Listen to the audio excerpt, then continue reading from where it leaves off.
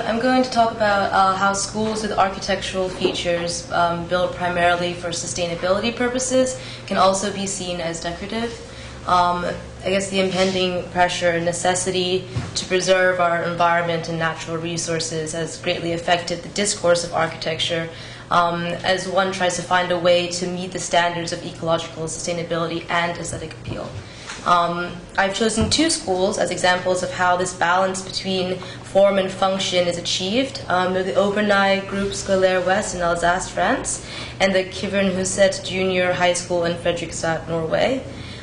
These schools have managed to adhere to three key principles of architecture as environmentally sound and visually engaging. The first being style as an arbiter of didactic and social value. The second, turning spaces more into places. And the third, interaction between the interior and the exterior. To attain both these designs, both designs draw inspiration from nature found in the respective locations by incorporating the topography, the vegetation, and the climate of the building site. From these examples, we can see how the decoration of a school does not only have to be a piece of artwork or installation, such as a mural or a sculpture, but can be fully integrated into the architecture with a utilitarian and artistic purpose. So, what do this? Should I just do it this way? Yeah, let's see if it will. Is it PowerPoint? Yeah. Oh, there we go. Okay, so the first one is the Obernai School, and it's a prime example of integrating a building with its immediate landscape. Its most striking feature is the living exterior skin of the building, which is made out of hydroponic panels containing more than 50 species of flora, which you can see sort of closer there. The building is therefore able to organically and progressively adhere with its surroundings over time, and the hope for the future is that the pattern of the plants will create a sort of color-coded organization of the school. It also serves an educational purpose by teaching the students how to identify and care for the vegetation of their surroundings. And this process of collective responsibility and appreciation for their environment also kind of strengthens a sense of community within the student body.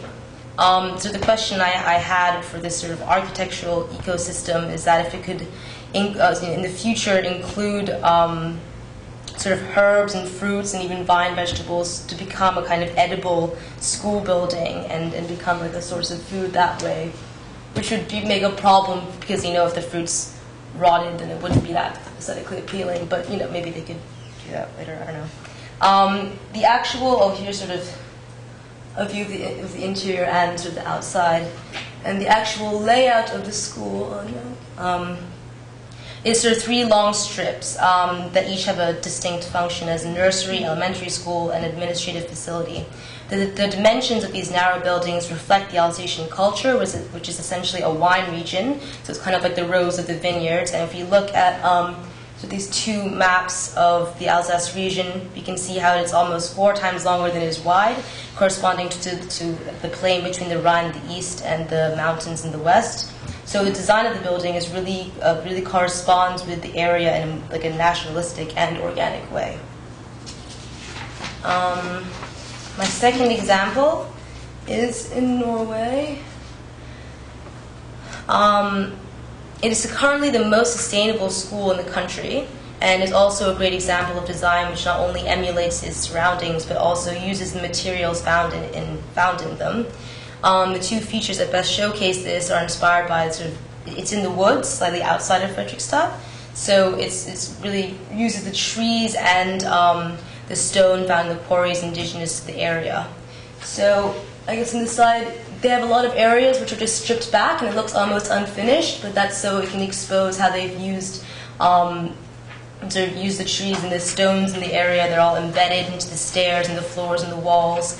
And you can see how inside they have whatever rocks or trees they had to move during the construction, they put them back into the building, like back into their original places, so the students are, walking over rocks and through sort of the woods of the outside, which is sort of putting a strong emphasis on letting the outside world into the building.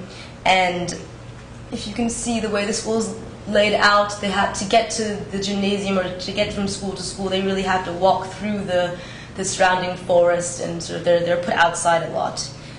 So it's really enforcing that nature is the priority of this design.